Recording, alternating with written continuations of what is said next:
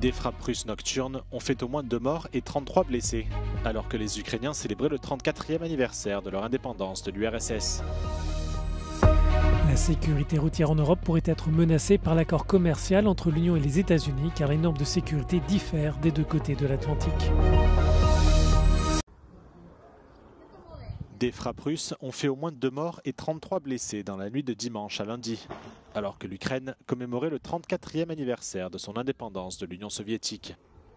L'armée de l'air ukrainienne dit avoir abattu 76 des 104 drones lancés par la Russie au cours de la nuit. Parmi les régions les plus touchées, l'oblast frontalier de Soumy, qui a été la cible de quelques 140 frappes russes depuis dimanche.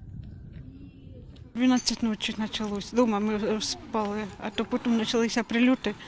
І на задній двір якраз пряме попадання.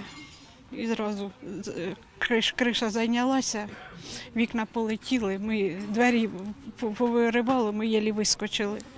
Телефон згорів, паспорт згорів, документи, все в хаті вигоріли, абсолютно все, не залишилося нічого. Alors que les efforts diplomatiques s'intensifient pour mettre fin au conflit, les dirigeants étrangers se succèdent à Kiev. Après le Premier ministre canadien Mark Carney dimanche, c'est le chef du gouvernement norvégien Jonas Gahr Støre qui s'est rendu dans la capitale ukrainienne lundi.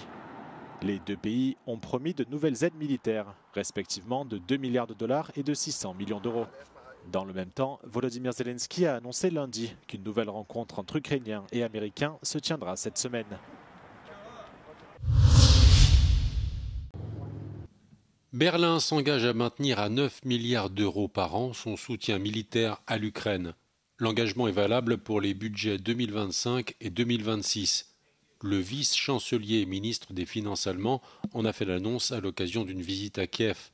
Lars Klingbeil plaide pour accorder à l'Ukraine des garanties de sécurité fiables et à lui donner les moyens de se défendre et de dissuader. Ich will noch mal betonen, dass ich der festen Überzeugung bin, dass die Menschen in der Ukraine sich den Frieden wünschen und wahrscheinlich niemand so sehr wie die Menschen in der Ukraine. Und trotzdem dürfen wir nicht naiv sein. Und deswegen das Szenario, der Krieg geht weiter, ist aus deutscher Sicht jetzt ein Stück weit auch damit finanziell abgesichert, dass wir auch in der mittelfristigen Finanzplanung die militärische Unterstützung für die Ukraine bei 8,5 Milliarden fest, plus eben die weiteren Mittel, sodass wir auf 9 Milliarden im Haushalt kommen, das ist festgeschrieben. Depuis 2022, l'Allemagne a fourni 50 milliards d'aides à l'Ukraine, dont la moitié consacrée à l'aide aux réfugiés. Dimanche, l'Allemagne et la Norvège ont annoncé leur intention de financer conjointement 2 systèmes de défense aérienne patriotes pour l'Ukraine. De son côté, Volodymyr Zelensky plaide pour le stationnement de troupes étrangères en Ukraine à la fin de la guerre.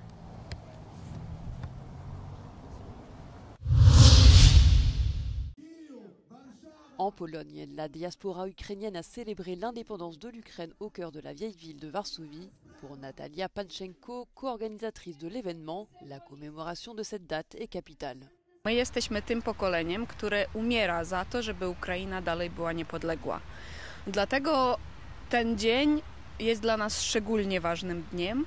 Habituellement joyeuse et festive, la commémoration organisée cette année par la fondation Stand with Ukraine et l'initiative Euromaidan Varsovie a été empreinte de réflexion dans le calme et de recueillement. To jest moment, żeby podziękować tym, którzy o niepodległość Ukrainy walczą. Przede wszystkim tam na froncie, ale także na różnych innych kierunkach. La Pologne compte actuellement entre 2,5 et 3 millions d'Ukrainiens. Près d'1 million d'entre eux sont des réfugiés de guerre.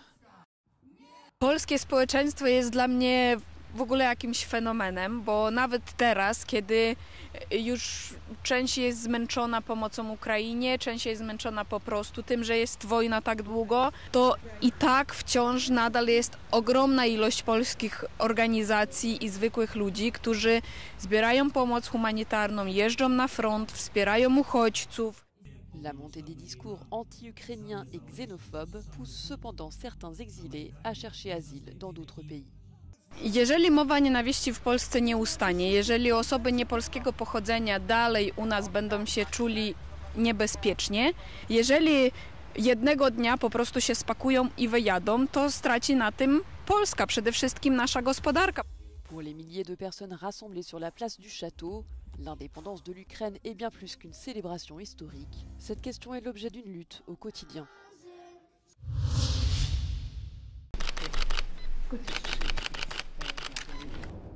L'accord commercial entre l'Union européenne et les États-Unis pourrait avoir des conséquences sur la sécurité routière en Europe.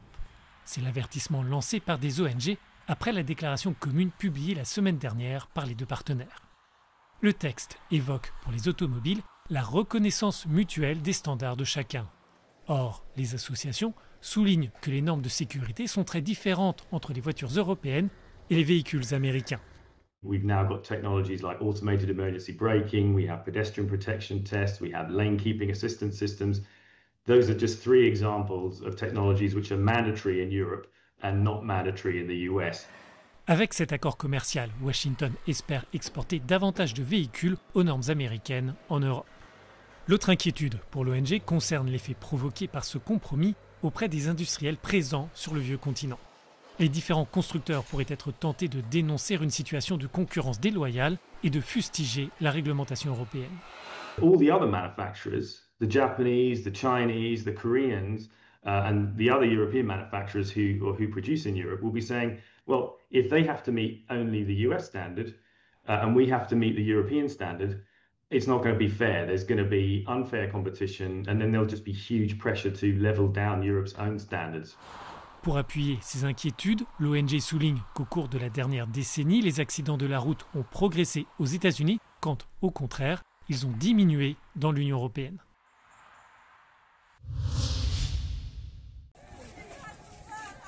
Au moins 20 personnes, dont 5 journalistes, ont été tuées par une frappe israélienne sur l'hôpital Nasser, dans la ville de Khan Younes lundi, selon le dernier bilan du Hamas.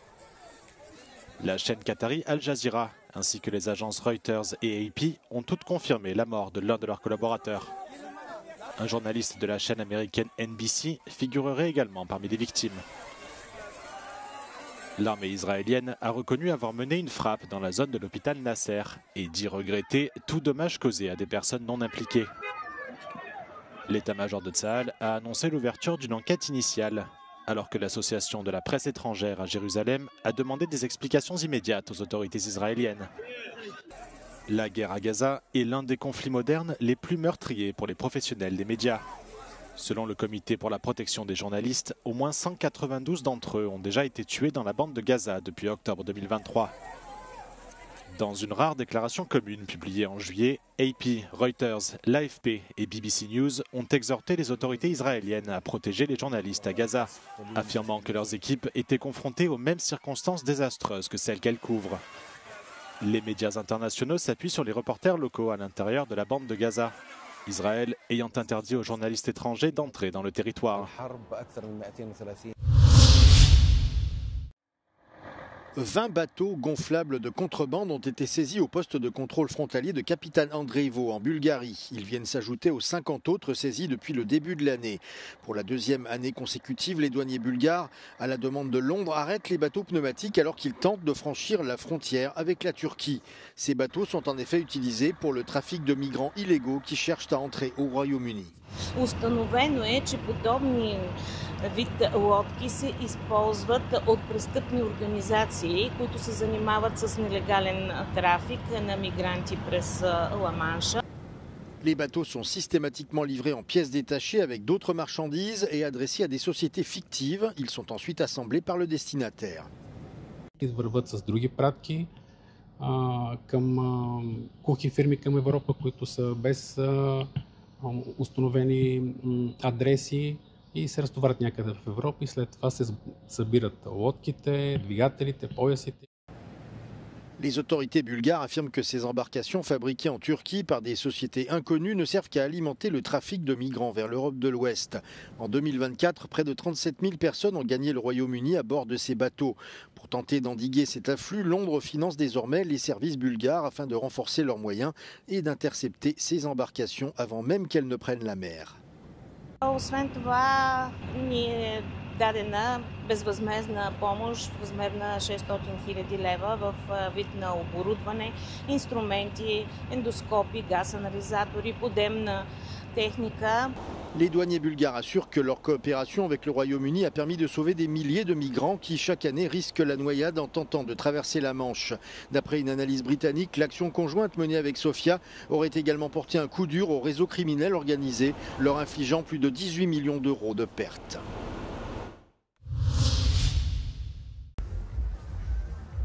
Une importante mission de recherche a été lancée après la disparition d'un nageur russe lors de la course annuelle du Bosphore à Istanbul. Nikolai Sveshnikov est le seul des plus de 2800 concurrents à ne pas avoir franchi la ligne d'arrivée de ce parcours de 6,5 km entre les rives asiatiques et européennes d'Istanbul. Le sportif a disparu alors qu'une centaine de navires avaient été déployés pour surveiller les nageurs pendant la course. À la fin de l'épreuve, tout l'itinéraire a été passé au crible, mais le nageur russe de 29 ans est demeuré introuvable. Organisée depuis 1989 par le comité olympique turc, la course annuelle du Bosphore est réputée pour ses courants difficiles et pour son cadre spectaculaire. Dans un communiqué, le comité olympique s'est dit profondément attristé par la disparition de l'un de ses athlètes, alors que les équipes du port d'Istanbul ont mobilisé d'importants moyens pour retrouver le nageur.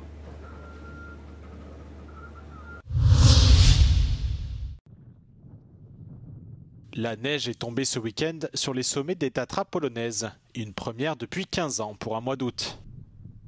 La température dans cette région montagneuse a chuté à près de -3 degrés dans la nuit de samedi à dimanche, sous l'effet d'un vent froid venu de l'Arctique.